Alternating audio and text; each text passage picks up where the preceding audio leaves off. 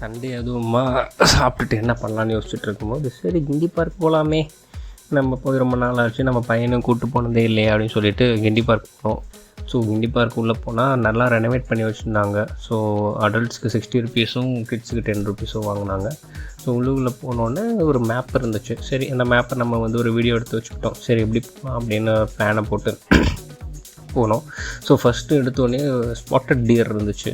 So அந்த டியர்லாம் பார்த்துட்டு நம்ம வந்து அந்த டியர் எல்லாமே நிறையா டியர் இருந்தது. வெயிலுக்கு பாவம் என்ன பண்ணுறதுன்னு தெரியாமல் அப்படி இப்படி நின்றுட்டு இருந்துச்சுங்க. ஸோ நம்ம முதல்ல டியர் பார்த்தோம். என் பையன் நம்ம இது ஏதோ ஆடும்னு நினச்சிட்டோம் போல இருக்குது. அதை வந்து கூப்பிட்டுட்டு கிடந்தான். அடுத்ததாக பார்த்தோம் அப்படின்னா திருப்பியும் டியர் தான் பார்த்தோம். வரிசையாக நிறைய டியர் இருந்துச்சு. இது என்னென்னா சாம்பார் டியர். இவங்கெல்லாம் வெயிலுக்கு போய் ஒடுங்கியே இது பண்ணிட்டாங்க, வெளியே வரலவே இல்லை. சரி அதுக்கப்புறமேட்டு சரி அடுத்தது என்ன பார்ப்போம் அப்படின்னு திருப்பி ஒரு டியர். இதுதான் இந்தியன் ஸ்பாட்டட். எத்தனை தடவைடா டியரே போடுறீங்க அப்படின்னு சொல்லி என் பையன் கடுப்பாயிட்டான். அப்புறம் பார்த்தா ரொம்ப குட்டியோண்டாக இருந்துச்சு. இது உங்களுக்கு தெரியுதான்னு தெரில, வீடியோவில் ரொம்ப பக்கமாகவே பார்த்தோம் இதை. ஆனால் அது ஏதோ சாப்பிட்டுட்டு இருந்துச்சு. அதுக்கு அடுத்ததாக நம்ம என்ன பார்த்தோம் அப்படின்னா திருப்பியும் டியர் பிளாக் பக். இந்த பிளாக் பக் வந்து நல்லா க்ளோஸாக வந்துச்சு. அது ஸோ இவனுங்க தான் ரொம்ப க்ளோஸாக நம்ம பார்த்தோம். அவனுங்க பக்கத்தில் வந்துட்டு என்ன நின்றுட்டு இருந்தானுங்க அவனுங்க. அதுக்கு அடுத்ததாக ஒரு ஓநாய் இருந்துச்சு. இந்த ஓநாய் வந்து ரொம்ப டயர்டாகி படுத்து கிடந்துச்சு. அதுக்கு என்ன பிரச்சனைன்னு தெரில, காலையிலேருந்து ரொம்ப டயர்டாகிடுச்சு போல இருக்குது. நெக்ஸ்ட்டு ஒரு பெரிய ஜுராசிக் பார்க் கேஜ் மாதிரி ஒரு பெருசாக கட்டியிருந்தாங்க. ஸோ இந்த ஓப்பஸ் பெயிண்ட்ஸ் தான் ஸ்பான்சர் பண்ணியிருக்காங்க போல். செம்மையாக இருந்துச்சு. உள்ளுக்குள்ளே நிறைய பேர்ட்ஸ் எல்லாம் வச்சுருந்து இந்த வேடந்தாங்கலில் இருக்கிற பேர்ட்ஸ் எல்லாத்தையுமே உள்ளே கொண்டு வந்து வச்சுருந்தாங்க. நல்லா இருந்தது இந்த இது மாடிஃபிகேஷனு. ஸோ நிறைய பேர்ட்ஸ் இருந்தது.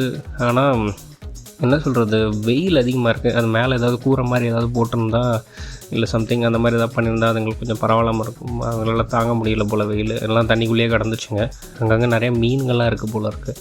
அதெல்லாம் பிடிச்சி வேறு சாப்பிட்டுட்டு இருந்துச்சுங்க. ஒரு இடத்துல மட்டும் மிரர் வச்சு கிளியராக பேர்ட்ஸை பார்க்குற மாதிரி வச்சுருக்காங்க. ஸோ இந்த இதுவுமே சூப்பராக இருக்குது. பட் என்ன சொல்கிறது, எல்லாம் அடைஞ்சு இருக்கும் போது கொஞ்சம் பார்க்க கஷ்டமாக தான் இருக்குது. மற்றபடி ஓகே தான், நல்லாயிருக்கு. முன்னாடி வந்ததுக்கு பரவாயில்ல. அதுக்கப்புறம் எல்லாருமே பார்த்தாங்க என்ன எல்லாம் திரும்பி இருக்குது அப்படின்னு பார்த்துட்டு இருக்காங்க. ஆனால் அவனுங்க தான் சொல்லுவானுங்க, டே எங்களை கொண்டு வந்து அடைச்சி போட்டிங்களாடா அப்படின்ட்டு. நெக்ஸ்ட்டு ஒரு வெள்ளை மயில் பார்த்தோம். ஸோ இவனுங்களுமே அப்படி தான் ரொம்ப டயர்டாகி இருந்தானுங்க. வந்து அங்கங்கே பார்த்தோம். சரி லைட்டாக ஏதாவது டான்ஸ் ஆடுவாங்க அப்படின்னு பார்த்தா எவனுமே ஆடலை. சரி சத்தம் கூட போட மாட்டுறாங்க.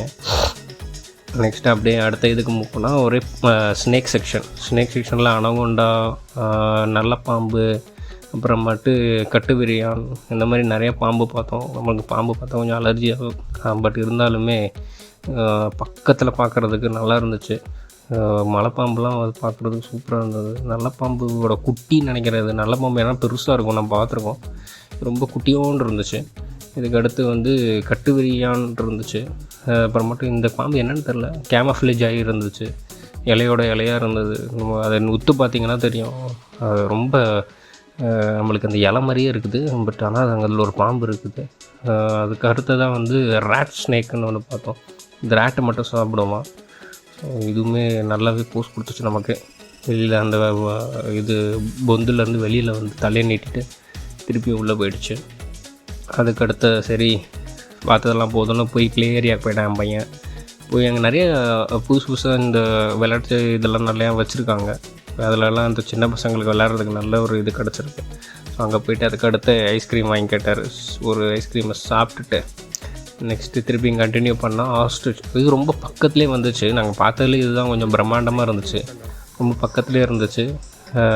குழந்தைங்கெல்லாம் ஏதாவது கற்றுச்சுன்னா பக்கத்தில் வந்து அதை பீக்கெல்லாம் லைட்டாக வெளியே விட்டுச்சு. ஸோ நாங்கள் ரொம்ப என்டர்டெய்னிங்காக இருந்தது. ஆனால் இவன் உட்காந்து ஐஸ்கிரீமே ஒன்று சாப்பிட்டுட்டு இருந்தான். மற்றபடி வேறு எதுவுமே பண்ணல. இவன் ஐஸ்கிரீம்லேயே மூழ்கிட்டான். என்ன பண்ணுறதுனே தெரில.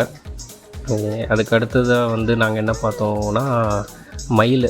இது வந்து நம்மளோட ஊர்லலாம் பார்ப்போம்லாம் வண்ண மயில், அந்த மயில். ஸோ இந்த மயிலுமே நல்லா இருந்துச்சு, சூப்பராக இருந்துச்சு பார்க்குறதுக்கு. ஸோ இவனுங்களுமே ரொம்ப டயர்டாக தான் கிடந்தானுங்க.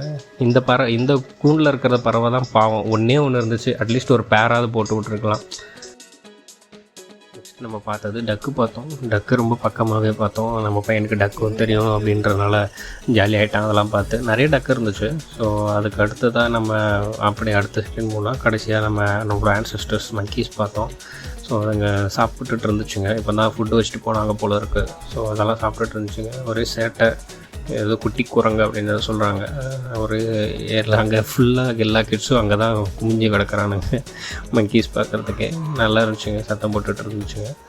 நெக்ஸ்ட்டு நம்ம இதோடு முடிச்சுக்கிட்டு வெளியில் போயிட்டு நம்ம ஜூ கேஃபேயில் சாப்பிட்டுட்டு கிளம்பிட்டோம். தேங்க்யூ.